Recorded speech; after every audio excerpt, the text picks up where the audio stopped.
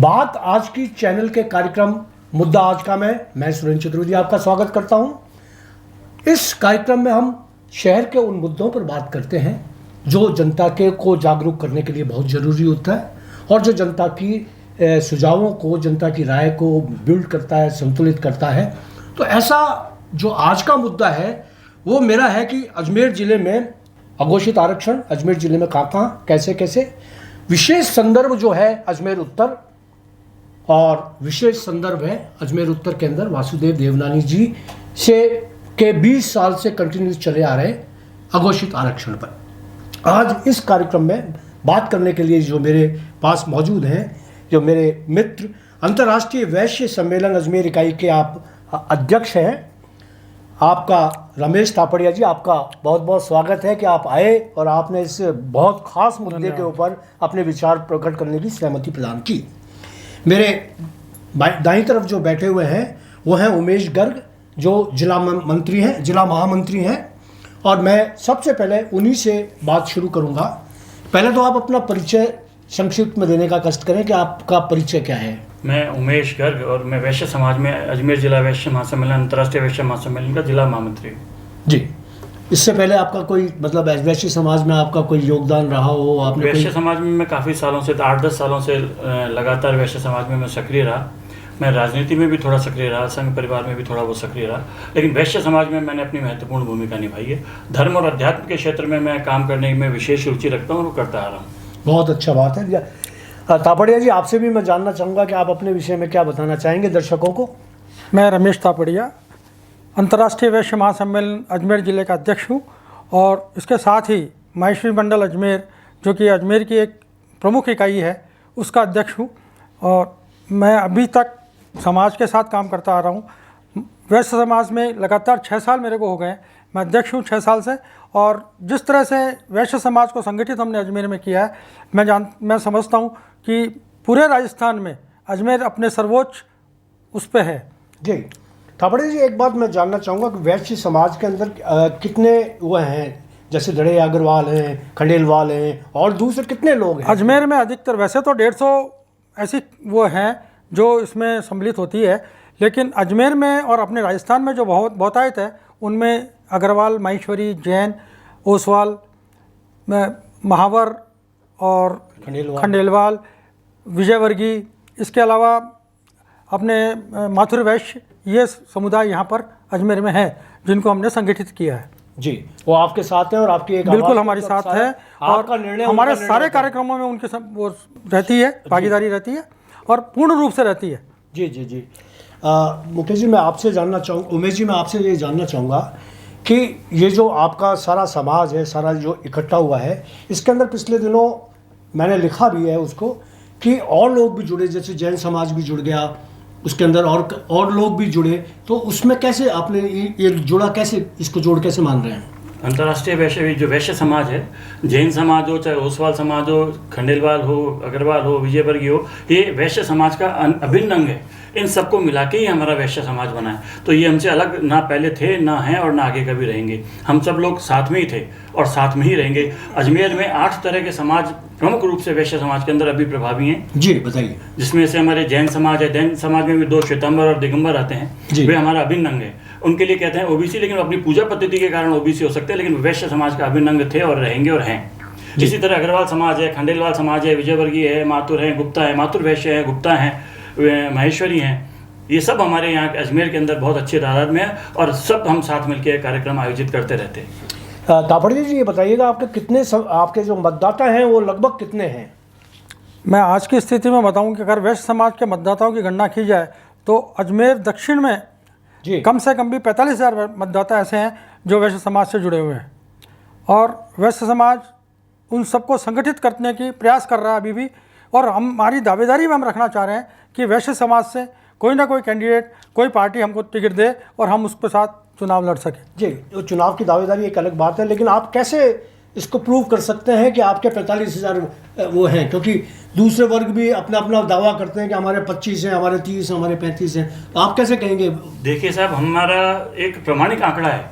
हमारी जो बुकलेटें हैं अलग अलग समाज की, सब समाजों की हमारे यहाँ जो बुकलेटें हैं, ये अग्रवाल समाज की सबकी है। अगर आज हम इनको जोड़ लेते हैं तो 25,000 परिवार हमारे अजमेर के अंदर आते हैं जी। 25,000 परिवार आते हैं हमारे मेंबर जी। ये सारी जो किताबें हैं आज के 4 साल पहले प्रकाशित हुई है, इसमें संख्या बढ़ोतरी हुई है, इसमें संख्या कम नहीं हुई है। और जितने भी समाज हैं आज वार्ड के स्तर पे आप आंकलन करा लें, तुलना करा लें, वैश्य समाज ही ज़्यादा है। आज सिंधी समाज के लिए कहते हैं कि साहब इतना है कितना है, लेकिन आज उनकी भी अगर उत्तर में अपन देख लेते हैं तो 12-13 हज़ार से ऊपर वो भी नहीं है।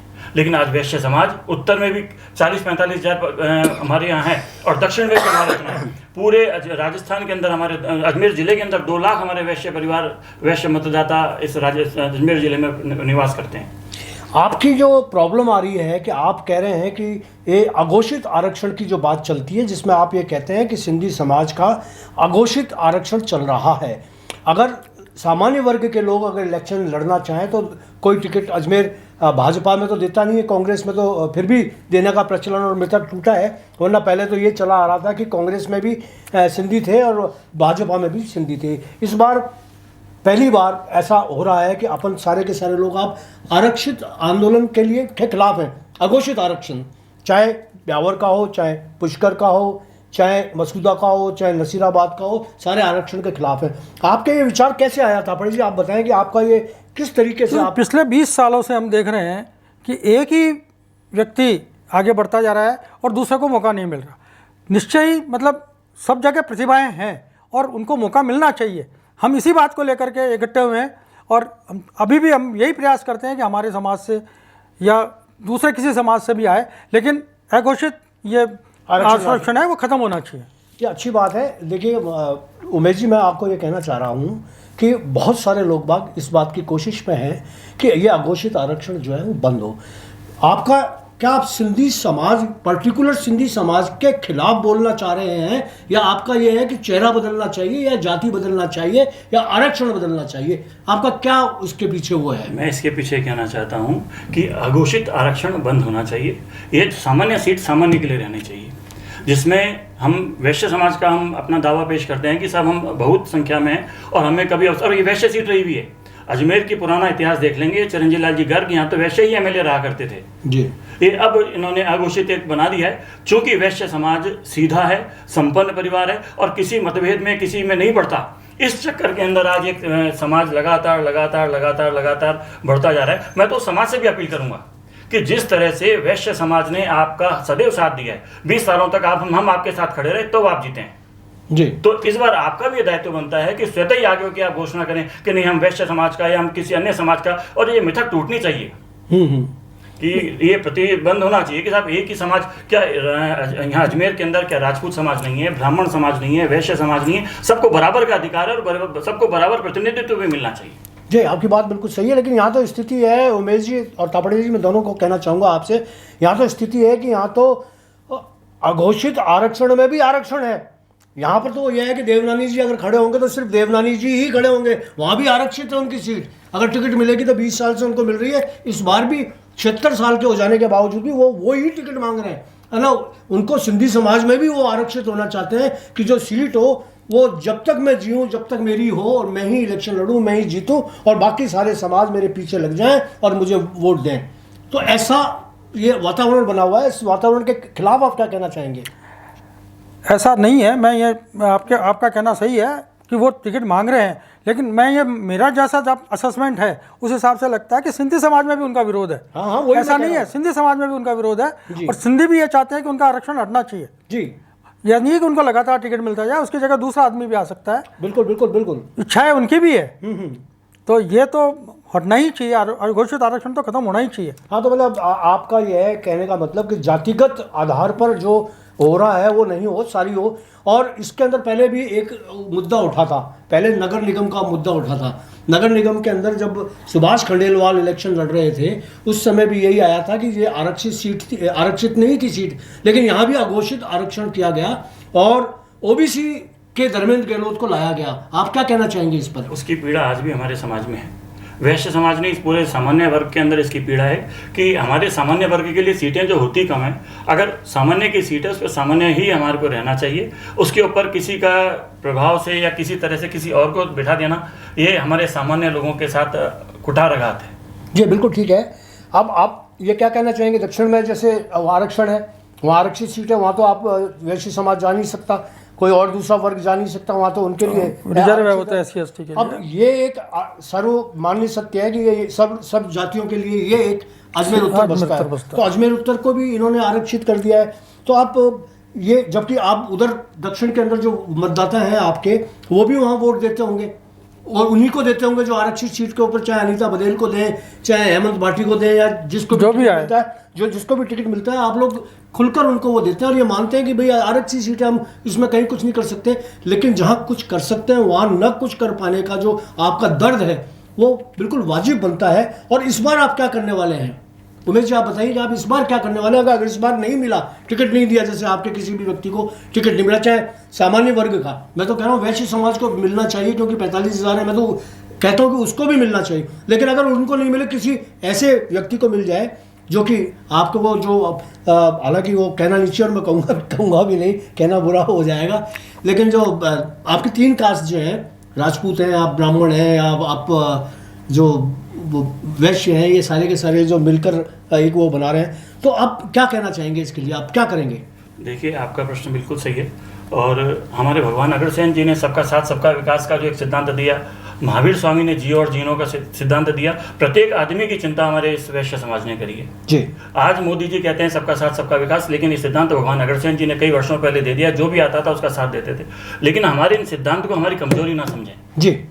आज तक हमने जो कहा, हमने सबका साथ दिया हर तरह से। अच्छा, ये सोचो कि हम वैश्य समाज केवल 30,000 40,000 हैं, लेकिन हमारे साथ जुड़ा हुआ जो समाज है, आज हमारे जो प्रतिष्ठानों में काम करने वाले हैं, हमारे जो सेवा प्रकल्प चल रहे हैं, लाभार्थी हैं, और सिंधी समाज भी हमारे साथ समर्थन में रहता है, क्योंकि ये जो समाज आपस में उलझे हुए गुथे हुए हैं, एक ही समाज को लगातार आप देखे रहेंगे तो कहीं ना कहीं तो फिर वो ज्वाला फूटेगा, कहीं तो कहीं आदमी को प्रखर होकर आना ही पड़ेगा। अगर मान लो नहीं दिया जाता तो इसकी एक रणनीति हम सभी समाज के लोग बैठ के बनाएंगे, वैश्य समाज में भी बनाएंगे और सब समाजों के साथ मिलकर भी इसके अंदर कोई एक अच्छी रणनीति बनेगी कि सबको बराबरी का हक मिलना चाहिए। तापड़े जी, आप क्या कहना चाहेंगे इसी सवाल के उत्तर के अंदर? मेरा भी यही कहना है कि अगर कुछ नहीं होगा तो कहीं ना कहीं तो आक्रोश फूटेगा ही जी, और अगर आक्रोश फूटेगा तो सब संगठित, दूसरे जो है लोग वो संगठित होंगे, निश्चय मानिए, क्योंकि हमारा आक्रोश है वो उनका भी है जी। तो इस बात में संगठन तो बनेगा और संगठन बन के कुछ ना कुछ रिजल्ट तो सामने लाएगा ही लाएगा। जी जी। मेरे को अभी थोड़ा सा उड़ती हुई सी खबर आई थी कि कुछ दूसरे समाज भी संगठित हो रहे हैं, ब्राह्मण समाज भी हो रहा है, राजपूत समाज भी संगठित हो रहे हैं, मतलब सामान्य वर्ग के लोग संगठित होकर आने वाले 2 4 5 दिन 10 दिन के अंदर आपको देखने को भी मिलेगा कि आप होंगे। आप इस दिशा में सब लोगों को संगठित करने के लिए क्या वैश्य समाज, क्योंकि एक सबसे ताकतवर समाज मानता हूँ वैश्य समाज को, क्योंकि इसकी जड़ें आम परिवार तक जुड़ी हुई हैं। मैं चाहे किसी भी वर्ग का हूँ, मैं अगर मुस्लिम वर्ग का भी हूँ, लेकिन वैश्य समाज से मेरा उठना बैठना होता है, मुझे कभी कर्जा भी लेना पड़ता है, कभी मुझे मदद भी लेनी पड़ती है, तो सारे समाज आप लोगों से जुड़े हुए हैं। ऐसे स्थिति के अंदर क्या आप सोचते हैं कि वैश्य समाज जो होगा वो नेतृत्व करते हुए सारे समाजों को एक धड़े पर लाएगा, एक जागरण पर लाएगा और सामान्य वर्ग की लड़ाई लड़ेगा? क्या सोचते हैं? पहले उमेश जी आपसे यही सवाल मैं आपसे पूछूंगा। बिल्कुल, वैश्य समाज को अगर इस मुहिम का नेतृत्व का मौका मिला तो हम समाज पीछे नहीं पड़ेगा, तो पीछे नहीं हटेगा। अगर इसके अलावा कोई भी समाज इसका नेतृत्व करता है तो वैश्य समाज उसका समर्थन करेगा। जैसे अगर मान लो ब्राह्मण समाज के आते हैं कि साहब हम इसका कर रहे हैं, तो हम अपनी क्षमता के अनुसार अंतर्राष्ट्रीय वैश्य महासम्मेलन के लोग उनका भरपूर सहयोग करेंगे और जहाँ तक रोड गली गली तक जाना पड़ेगा तो हम उनके साथ जाएंगे। हाँ, तो यानी आपका क्या कहना है? बिल्कुल सही बात है। अगर कोई भी इसका नेतृत्व हमको देगा तो निश्चित हम नेतृत्व संभालेंगे और अगर हमारे को उनको उचित लगा कि वो खुद मुहिम ले तो हम उनके साथ रहेंगे, ये बिल्कुल निश्चित बात है। और इस पर्टिकुलर आरक्षण को लेकर के हम सब का विरोध है, बस यही हमारा एक मेन मुद्दा है। अच्छा उमेश जी, एक बात और पूछना चाहूँगा मैं आपसे, क्योंकि आप तो बहुत सक्रिय रहे हैं समाज में, धार्मिक में, आध्यात्मिक, और आपका मतलब मैं सोचता हूँ कि जो भी कभी अजमेर के अंदर कोई बहुत बड़ा उत्सव होता है उसके अंदर आपकी भूमिका बहुत महत्वपूर्ण होती है। तो मैं ये जानना चाह रहा हूँ आपका कि आपके नज़र के अंदर आपके समाज का, जैसे डॉक्टर भाईती थे वो खड़े हुए लेकिन वो फिर हार गए, तो उनके हार के पीछे आप क्या मानते हैं? तब भी यही नारा लगा था, तब भी सारा वैश्य समाज इकट्ठा हुआ था, जो कालीचरण जो है, कालीचरण जी हैं, ये अपने मित्तल ब्रदर्स हैं, ये सारे के सारे, ये सारे लोग जुड़े थे। क्या कमी रह गई? 2008 के अंदर डॉक्टर भाईती जी ने चुनाव लड़ा, पूरी दमंगता के साथ चुनाव लड़ा और पूरा वैश्य समाज उनके साथ लगा। लेकिन कुछ निष्ठावान लोग हम में से ऐसे थे जो पूर्ण तरह शायद साथ नहीं दे पाए जी, अपने संगठन से जुड़े रहे, और एक 300 वोटों का एक अंतर था, और भी कई कारण हो सकते हैं उनके पीछे। तो उस समय भी जनाधार जो था भाईती जी के साथ था। 300 वोटों की हार जीत कोई हार जीत नहीं थी। जी जी, पर हार तो हार होती है, एक वोट से हार होती है। अगर आप उस समय जीत जाते तो ये मिथक उसी समय टूट जाती, उस समय टूट जाता, और टूट नहीं पाया, तो इसलिए हाईकमान पार्टी की भी ये मंशा हो गई कि यार ये मिथक टूटा नहीं, इसका मतलब ये है कि यहाँ तो सिंधी को ही दिया जाएगा तो सिंधी ही जीतेगा। ये मिथक हो सकता है कि बन गया हो उनका, लेकिन आप तोड़ने का जो प्रयास कर रहे हैं। एक चीज़ और मैं कहना चाहूँगा कि आपका समाज इतना संगठित है, उसके बीच में भी पिछले 2008 के चुनावों के अंदर एक वर्ग विशेष ने या एक व्यक्ति विशेष ने एक भ्रम पैदा कर दिया था कि ये समाज के अंदर उसने नया समाज बना लिया था और वो समाज भी खड़ा हो गया था, इससे भ्रम पैदा हो। इसका कहीं कुछ है क्या? आप क्या कहना चाहेंगे तापड़ी जी? नहीं, कुछ हुआ ऐसा, लेकिन उसका कितना प्रभाव पड़ा मैं ये नहीं कह सकता। अगर उसका अगर बहुत ज़्यादा प्रभाव पड़ा होता तो भाईती जी 300 वोटों से ही नहीं हारते। नहीं, पर ये भी तो हो सकता है कि इतना प्रभाव पड़ा होगा उन्होंने 300 वोट से ही हार गया। अगर उन्होंने 2-4 हज़ार का भी प्रभाव पड़ा था, 1,000 का भी प्रभाव उसने डाला, तो उसने 300 वोट तो कम कर ही दिए। बिल्कुल किए हैं, वो हम मानते हैं इस बात को। जी, ये भीतरघात हुई है जब भी ये सब कुछ हुआ। और इसके अलावा भी मैं उसमें एक एनालिसिस और भी चाहता हूँ कि उस वक्त हमारे उस भ्रम को फैलाने से जी दूसरा समाज जो है वो संगठित हो गया। जी जी, ये भी एक कारण रहा उसका। हाँ, बिल्कुल ये हुआ, ये हुआ, ये बात सच ही कह रहे हैं आप। वरना वो जीत निश्चित थी। हाँ, अच्छा, दूसरा ये है कि उमेश जी, मुझे ये जानकारी मिली है कि दक्षिण के अंदर जो है वहाँ सिंधी ज़्यादा हैं, उनके मतदाता जाते हैं, अजमेर में कम है। ऐसा है क्या? बिल्कुल, दक्षिण में मतदाता सिंधी मतदाता ज़्यादा हैं और उत्तर में कम है। उत्तर में लगभग कितने होंगे? 12-14 हज़ार मतदाता सिंधी मतदाता उत्तर के अंदर हैं। जी, तो इसका मतलब तो यह है कि जो 45,000 एक उत्तर के अंदर एक ही समाज है, जबकि फिर आपका और सामान्य वर्ग के समाज जिनको आप जोड़ने की बात कर रहे हैं, तो उनकी भी आवाज़ तो बननी चाहिए, उनकी आवाज़ देने। अच्छा, दूसरा एक मेरे को ये बताएं आप कि कांग्रेस या बीजेपी, अगर मान लीजिएगा बीजेपी में कोई किसी गैर मतलब सामान्य वर्ग के आदमी को दे, वैसे तो सिंधी भी सामान्य वर्ग है, सामान्य वर्ग में आता है, सिंधी कोई ऐसा नहीं है, लेकिन क्योंकि लगातार हो गया इसलिए वो आरक्षित हो गया। अदरवाइज वो सिंधी भी लड़ सकता है, कोई अच्छा योग्य सिंधी हो, बहुत स्वागत है उनका भी, सिंधी भी आरक्षित आते हैं। अगर ये मिथक एक बार टूट जाए, उसके बाद में अगर सिंधी समाज का कोई व्यक्ति कहे कि देखिए मैं भी सामान्य वर्ग का हूँ, मेरे को लड़ना चाहिए, तो हम सब मिलकर उसका स्वागत करेंगे, ये तो ठीक है, लेकिन एक बार मिथक टूटना चाहिए। आप यही वो कह रहे हैं? सबको अवसर मिलना चाहिए। सिंधी भी सामान्य क्षेत्र में आते हैं, लेकिन बाकी और भी लाते हैं, राजपूत हैं, ब्राह्मण हैं, वैश्य हैं, उन सबको क्रमवार सबको अवसर मिलना चाहिए। ऐसा नहीं कि एक वो चेंज होना चाहिए। तो आप क्या, जैसे आप ये बताइएगा कि आपका जैसे बीजेपी के अंदर किसी को दे देते हैं, टिकट मिल जाता है, बीजेपी में सामान्य वर्ग के किसी व्यक्ति को दे देते हैं, और कांग्रेस के अंदर नहीं देते हैं, तो आप क्या करेंगे? सारा उसका साथ देंगे? बिल्कुल, जो इसमें राजनीतिक कोई आपकी प्रतिबद्धता नहीं है, नहीं। जो बस वर्ग आपके उसका होना चाहिए, बस। जो जहां भी होगा, जिस भी होगा, आप उसको समर्थन देंगे, समाज का समर्थन उसको दिया जाएगा, सामान्य वर्ग का होगा, है, चाहे वो पुष्कर में हो, चाहे वो अजमेर में हो, चाहे वो कहीं भी हो।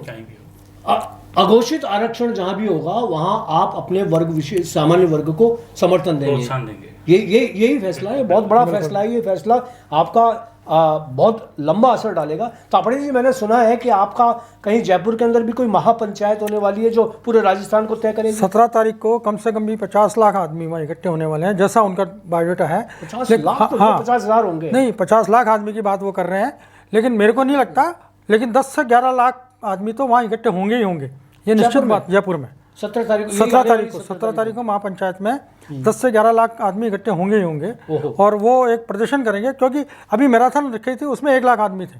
अच्छा, मैराथन दौड़ रखी थी उसमें जयपुर से 1 लाख आदमी थे। तो हम ये निश्चित मानते हैं कि अगर उन्होंने कोई डेटा दिया है तो इतना डेटा तो वहाँ आएगा ही आएगा। अजमेर से भी जाने हैं जी, अजमेर से भी जाएगी बसें, और सब व्यवस्था है। वो किस लिए हो रहा है? वो उसका क्या आधार है? उसका आधार सिर्फ यही है कि वैश्य समाज को प्रतिनिधित्व दिया जाए ज़्यादा से ज़्यादा। उसकी गणना को देखते हुए, वैश्य समाज के संगठन को देखते हुए उनके प्रतिनिधि को आगे बढ़ाया जाए। राजस्थान पूरे राजस्थान में, ये पूरे राजस्थान के लिए, पूरा राजस्थान का वो माहौल है। राजस्थान में कितने मतदाता होंगे उमेश जी आपके वैश्य समाज का? मुझे एकदम पूरे आंकड़े मेरे पास नहीं है। अभी 10 तारीख को राजस्थान के अंदर वैश्य समाज ने एक मैराथन रखी प्रत्येक जिले में, जी। और प्रत्येक जिले में कहीं 1000, कहीं 2000, कहीं 5000 बच्चे दौड़े हैं। इसके लिए क्यों दौड़े हैं बच्चे, क्यों ये मैराथन क्यों की गई? इस मैराथन का एक ही उद्देश्य था कि हमारे वैश्य समाज में जागृति आए। और जो आज तक इनकी प्रवृत्ति रही, वैश्य समाज एकदम सीधा सज्जन और इस तरह का समाज रहा कि आपको आपके हक के लिए भी लड़ना पड़ेगा। हमेशा सदैव किसी का साथ देना, सहयोग करना, वो अभी भी करेंगे, लेकिन अपने हक के लिए भी तत्पर रहना पड़ेगा।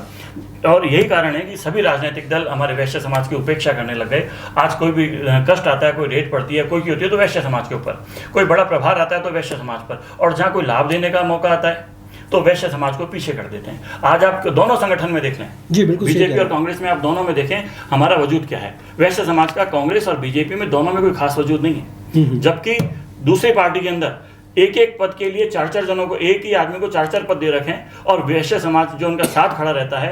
और वैश्य समाज ने तो हमेशा बीजेपी का साथ दिया, लेकिन बीजेपी ने कभी ऐसा कोई मौका नहीं दिया। मेरे को सामने आता है अभी कुछ वर्षों में कि बीजेपी ने कभी वैश्य समाज को टिकट दिया हो या कोई विशेष पद के ऊपर लेके आए हो। जबकि हमारे पुखराज जी पहाड़िया, धर्मेश जी जैन, शिवशंकर जी हेड़ा और डॉक्टर श्री गोपाल जी भाईती, इन सब लोगों ने पार्टियों की अपने स्तर पे बहुत सेवा की है। बिल्कुल बिल्कुल। इनकी सेवा करने के बाद भी इनको इनके सेवा का उचित मूल्य नहीं मिला। नीरज जी जैन, हमारे सुभाष जी काबरा भी लग रहे हैं, कई लोग लग रहे हैं। पार्टी के अंदर इन्होंने सिंचा है अपने आप को, पार्टी में लोगों ने, लेकिन जब अवसर देने का मौका आता है तो इन सब की अनदेखी कर जाती है। इससे हम लोग आहत हैं। अंतिम क्वेश्चन मैं सवाल पूछना चाहूँगा उमेश जी कि आपकी पिछले दिनों एक बैठक हुई, उस बैठक के अंदर सुनील दत्त जैन भी पधारे। सुनील दत्त जैन निश्चित रूप से जैन समुदाय होने के वजह से जैन नेता हैं, इसमें कोई दिक्कत नहीं, लेकिन वो आरएसएस से जुड़े हुए हैं। और सुनील दत्त जैन की मौजूदगी ने बहुत बड़ा इशारा किया, बहुत बड़ा संकेत दिया है कि अगर आरएसएस से जुड़ा हुआ आदमी आपके इस बात को मान रहा है कि तो, और सामान्य वर्ग की चीज़ बात कर रहा है वो, तो ये बहुत नई खबर है। और इस खबर को मेरे ख्याल से हाईकमान को अच्छी तरीके से लेना चाहिए। तो आप क्या कहना चाहेंगे सुनील दत्त की मौजूदगी को आरएसएस से जो जोड़ते हुए? सुनील दत्त जी जैन संघ पृष्ठभूमि से जुड़े हैं और बड़े अनुशासित रहे, लेकिन जब उन्होंने समाज की पीड़ा देखी, समाज के दर्द को देखा, तो उनको प्रखर मुखर होना पड़ा। जी, आप क्या कहेंगे उनका? बिल्कुल सही बात है। वैसे तो वो हमारा ही अंग है, क्योंकि वैश्य समाज से जुड़े हुए हैं, तो निश्चित है कि वैश्य समाज को सपोर्ट तो उनको करना ही है। उसके अलावा भी जिस तरह का उनका अनुशासन के अनुसार उनका क्रम चलता है, उस हिसाब से हम मानते हैं कि उनका महत्व बहुत ज़्यादा है। जी। और उस महत्व को ध्यान में रखते हुए प्रशासन, जो पार्टियां हैं, उनको भी हाईकमान है, उनको भी थोड़ा गौर करना चाहिए। बिल्कुल ठीक है। तो ये थे रमेश तापड़िया जी, जो अंतर्राष्ट्रीय वैश्य सम्मेलन अजमेर इकाई के अध्यक्ष हैं, और इसी इकाई के महामंत्री हैं उमेश जी गर्ग। दोनों ने अपने अपने विचार बड़े खुलकर रखे और आप तक पहुँचे। मुद्दा आज का मैं आपका दोनों का एक बार फिर मैं आभार व्यक्त करता हूं कि आपने इस मुद्दे पर इतनी सार्थक और सकारात्मक चर्चा की। मुझे उम्मीद है कि दर्शकों को ये कार्यक्रम पसंद आया होगा। अगर ये कार्यक्रम पसंद आया हो तो इसको लाइक करें, सब्सक्राइब करें, शेयर करें और इस मुद्दे को जहां तक पहुंचा सकें पहुंचाने की कोशिश करें। कल परसों फिर एक नए मुद्दे पर मैं आपके सामने हाजिरी दूंगा। धन्यवाद।